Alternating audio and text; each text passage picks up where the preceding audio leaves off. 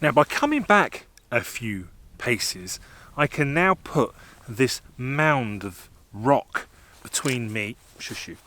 Hello everybody, how are you all doing? I do hope you are well. I am fine, thanks for asking. Now, you may remember in last week's video, I was in the Langdale Valley and I took this photograph using my telephoto lens. And it got me thinking, I had a bit of an epiphany. So I've been struggling with my telephoto lens and I realised that what I'd been doing wrong all this time is I was working with subjects that were too far away from the camera. And this photo, the subject is within 200 metres. And that seemed to me to be some sort of sweet spot. And so this week I've been going out trying to take photographs of subjects that are somewhere between 50 and 250 metres away from the camera. So let's see how I got on.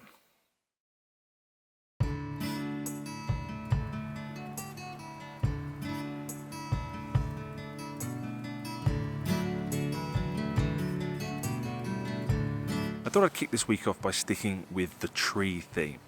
And with that in mind, I've come to Borrowdale, which is probably the best known wooded area in the whole of the Lake District. And the area that I've come to specifically is right next to the Boulderstone, which is this huge great boulder that's tumbled down from King's How, which towers high above us. The conditions this morning are very good. There's actually a bit of mist about. Unfortunately, it hasn't been able to penetrate the woodland, so we're not quite getting the levels of separation that we would normally like. But there is also some nice light about, and hopefully we'll be able to take advantage of that.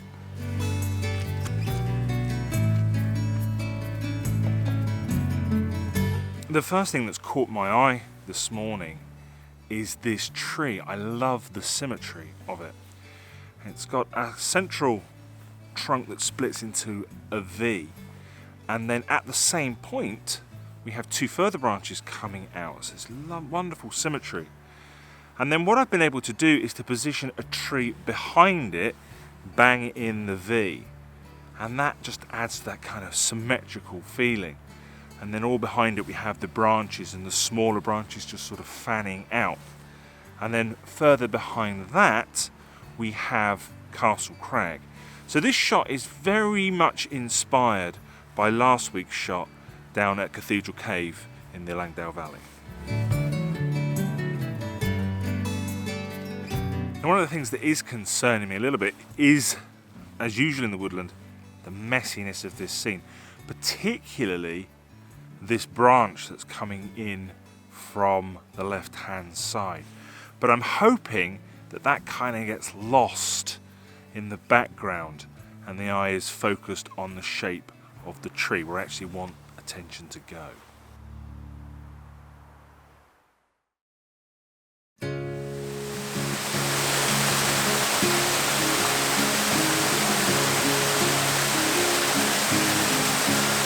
Right, today is actually Thursday, but for the purpose of the video, we're going to pretend it's Wednesday.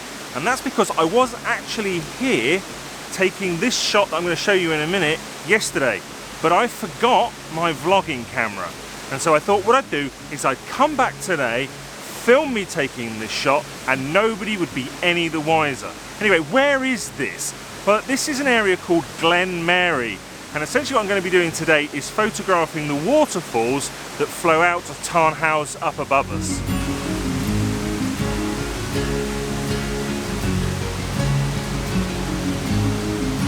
Now, what using the telephoto lens is actually doing is it's forcing me further away from my subject, in this case the waterfall. The other thing it's doing is it's allowing us to experiment with depth of field. So I'm shooting at about 120mm this morning, and this scene here I have the rocks in front of me and then some rocks a bit further on and then the waterfall.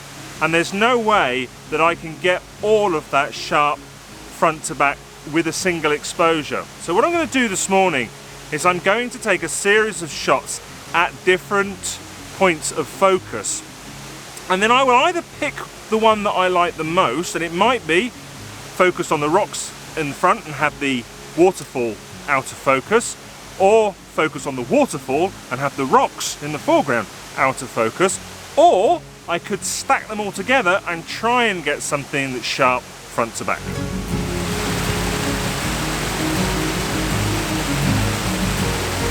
There are a couple of other things that are important with this shot. As you can see, I put the polarizer on, and that's just to kill the glare that's on some of these wet rocks in the foreground.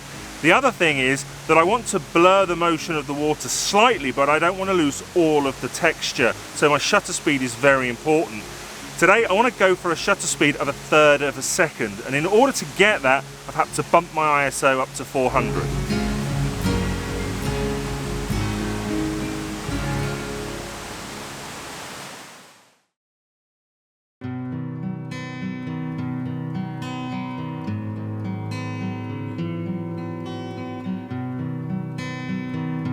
Right, today is real Thursday and not pretend Wednesday, and I'd love to tell you where I am, but I'm not 100% sure.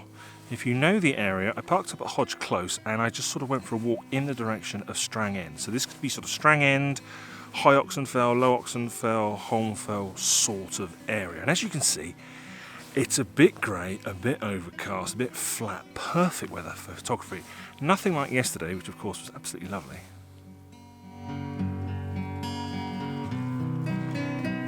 So one of the things that you can do with your telephoto lens is of course pick out individual subjects, and that's what I've done here. I picked out this tree in the distance. I'm at 135mm and the tree is what, 100 metres away, something like that. I'm just going to grab this shot very quickly. Very simple composition, tree's right in the middle of the frame. Thing is, it's a little bit boring. It's just the tree on its own. It's got a very clean background, so there's no distractions there. But yeah, a little bit boring. Now I think that often the secret to photography and the secret to this kind of photography is knowing what to look for. And so what I want to do is I want to try and find another element that I can bring into the frame to create a bit more interest, maybe even create a little bit more depth.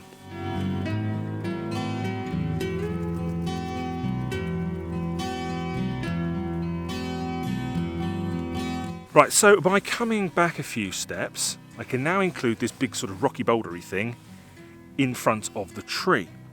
And on top of the boulder are some grasses, and the heads have got lots of little beads of water on because it's very damp today. And that's where I'm focusing. Now, I'm at 150mm because I've moved back a little bit, so I've got to zoom in a touch. And I can shoot at f4, the minimum depth of field. And what that does is that throws the tree out of focus. You can still see it's a tree, and you can still see the shape of it. And the same thing goes for the grasses between me and the rock. I'm going to throw those out of focus as well. And what I'm hoping is by doing that, the eye will go straight to those grasses on top of the rock, because that's going to be the bit that's sharpest. Now, although I'm shooting at f4, I will also take shots at f5.6, f8, f11 and f16 so that we can compare all of those in Lightroom later.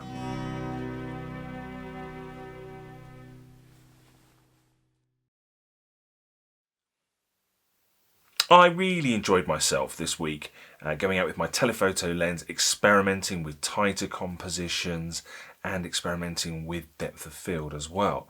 So let's have a look at the shots from this week. And this is the first one. This is the picture of the tree that I took close to the Bowder Stone in Borrowdale.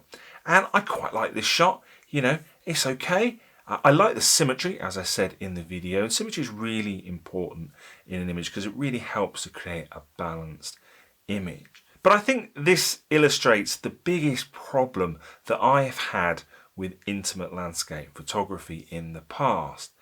And whilst it's lovely to pick out details, this shot in particular doesn't really do a great deal for me. And at the end of the day, it's just a picture of a tree, isn't it? Next up we have this shot of the waterfall in Glen Mary. Now this is a bit more like it. This is a little bit more interesting. And this particular shot is 4 exposures that have been taken at different focus points that have been stacked together in Photoshop in order to give a shot that is sharp from front to back. And I think this is the perfect illustration of why I personally don't do an awful lot of focus stacking. You see, for me, this shot is very flat. It's very two-dimensional. There isn't a great deal of depth to it, and that's because everything's in focus and we've used a long lens to compress that perspective. What I actually think it would be a better shot is one of the two shots at either end that I took. And what I mean by that is we have first this shot that is focused on the waterfall itself. And because the foreground is out of focus, I think that gives it a lot more depth. Unfortunately, I think for me, when your foreground is out of focus, I think it can be quite distracting. And so you really have to be very, very careful with your composition and make sure you don't include too much foreground. At the opposite side of that, we then have the foreground pin sharp. But then, of course, the waterfall itself is out of focus. Now, I think that's probably slightly better, but it's always a bit weird when your primary subject of your photograph isn't in focus. So finally, we come to the last of our locations. This was Little Fell, and this was where I was photographing this tree. And we're going to start with this first shot. And this is great. You know, we've been able to isolate the tree against the sky. It's nice and clean, nice and simple. But it is a little bit flat. It doesn't have a great deal of depth to it. It didn't have much of a foreground to it. And there wasn't much of a foreground for this shot at all. But of course, then when we moved back, we were able to put the rocks in the foreground and using the long lens, compress the rocks and the tree so that they're of similar sizes. And remember that in reality, there's between 100 and 200 meters between the tree and the rocks. And so I think that this, as a technique, has been a lot more successful than some of the other things that I've tried this week. Although this shot for me isn't particularly exciting. I don't think the foreground is clear enough. I don't think I've been able to pick out those dewdrops on the grass enough and make enough of a feature of them. And so unfortunately, you know, this shot for me isn't particularly brilliant either. But that being said, I have had an absolutely fantastic time this week. I've really, really enjoyed experimenting with different approaches, and I think I've learnt a huge amount. So hopefully I'll be able to take what I've learnt this week forward and start creating better and better long lens landscape shots. So that's it from me for this video. All that's left for me to do is to say thank you very much for watching. I really appreciate it. I would also appreciate if you gave this video a thumbs up if you enjoyed it. That really helps out the channel. Now, next week, I may continue working with the telephoto and build upon what I've learnt this week, or I might try something completely different. And to find out what I get up to, you're just going to have to tune in.